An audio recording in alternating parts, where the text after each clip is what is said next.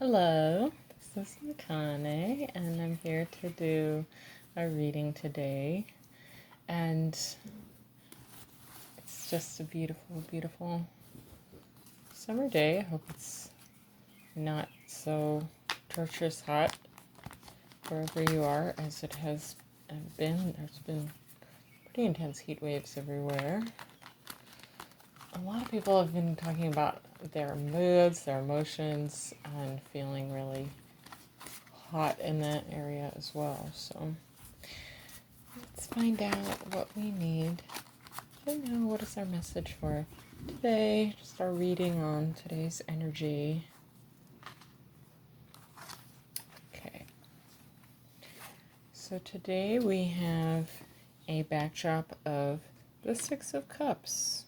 So basically this is about our expectations. It's about summertime being a time of joy, being a time of happiness, being a time of feeling loved, of being in connection with others. And then where we find ourselves, so we're still a little bit feeling that sense of being inhibited, inability to believe in our sense of what's instinctual. So whether our instincts are telling us everything's safe and great, let's go out and play, and then some part of our mind is like, wait, but is that true? Are we really over it? And it's like, not quite, but like mostly. So let's just try to feel good, enjoy the moment. But then also, like, it might be like, oh my god, I'm actually inside feeling terrible, but I'm putting out that everything's normal and fine and good. So, like, whichever one you are, whether you're the like internally, like, let's just kick up our heels, guys, or just like a little bit, just like biting your nails, just know that like your instincts aren't necessarily wrong. Like both perspectives have merit. So like both yours and others. So however you're feeling that sense of discord, feeling like you need to conform or fit in or need to just suck it up and just like get through this time. You're having basically a sense of fear of stepping into the unknown. So change always brings up even more sense of hesitancy. And we've been through a lot of change and not many of them good. So just know that you're primed right now to see change is a little extra threatening.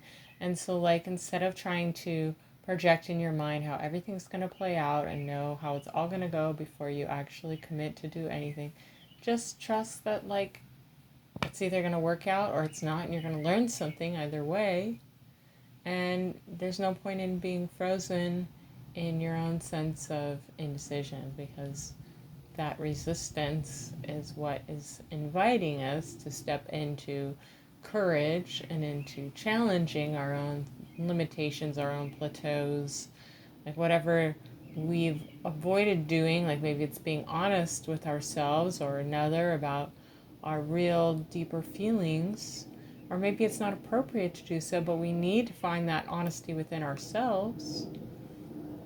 So coming to a full place of like witnessing the self, because the fool just wants to be the fool, right? We need to step out into the unknown. We need to learn. We need to make those mistakes. Get messy. Oh my god, I'm sounding like the magic school bus lady. So, yeah. And then, so the next card we have to guide us is the devil. Everyone loves the devil, right? Everyone's like really freaked out of the devil. I think the devil card is much more positive. It's not the literal devil. It's not like you do this card, oh my god, the devil's in here, run away. Like, no, it's much more like, this is a metaphor. What are we scapegoating? What are we pushing out? What is our shadow trying to gently bring to the surface for us? So, the symbol for this card is Capricorn. You can actually see the horns here. There's lots of water surrounding. So it's about being at home in our emotions, which is the water aspect with our intuition, and being of the world. So being in the world, being able to transform, like this snake here is about the idea that like knowledge is transformative. Image of rebirth and visionary experience. So, and of course, it is a metaphor of evil because we've made it so, but originally the snake was not really a part of the story, nor was the tree a tree of knowledge. Specifically, it was a tree of sexual knowledge, and it was the tree that Inanna found in the underworld, and the story then morphed into the story of Adam and Eve. So the idea that the fruit was somehow evil is like, why is knowledge evil? It's because the fruit was sexuality, and because the new message, the message of the religious orthodoxies of the time, was that sexuality was something to be contained or feared. But the original story was sexuality was something to know and to derive power from. So interesting, different perspectives. Here the devil has 3 horns and 3 eyes. So the number 3 being magical, of course. And a stone, it says a stone diadem in the book. And if you can see that, it's got a little crystal crown. So actually, like, what clears our channel, what allows us to be clear, to receive and channel information. So it's a good time to activate yourself in that way, activate your intuition, because there are exciting things on the horizon. There are possibly forbidden and tempting things on the horizon, possibly dangerous things on the horizon. So, like, danger isn't always bad. Like, we have to be, at a certain point, like, able to take a certain number of risks. And I'm not saying do anything stupid, obviously. It's just like, if we live with no risk at all, the alternative is that we must accept some risk. So no risk at all looks like, I don't leave my bedroom. I don't even look outside my window because someone might see me, and then I might be engaged in conversation, stranger danger, like that kind of vibe. So like, just like, we can't live in a cave forever. We'll have to at some point, I don't know, go get a checkup or go to the grocery store.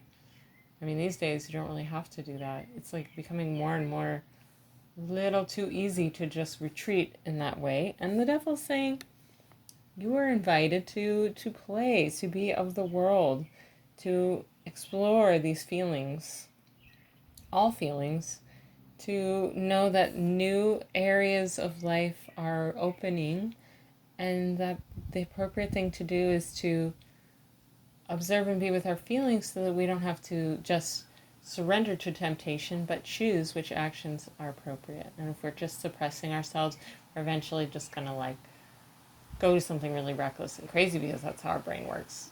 It's just like all of a sudden the floodgates open and we're like, I gotta get out there and kiss a stranger. I don't know. I think for me, like, what I've been realizing is that I've been holding myself hostage almost to my own anxiety, and I think a lot of people are feeling this right now.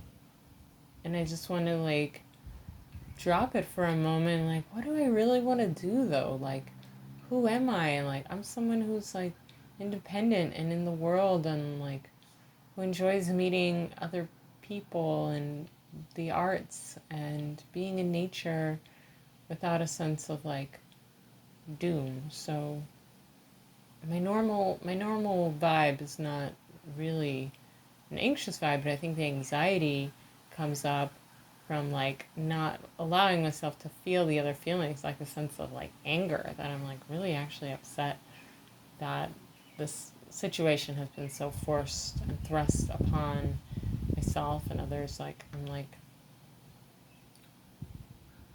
trying to be really just honest with myself that I'm also really emotionally wrapped up in the idea that I should be further along, and maybe other people feel this way too. Like, this year it feels like a setback, and I really am hard on myself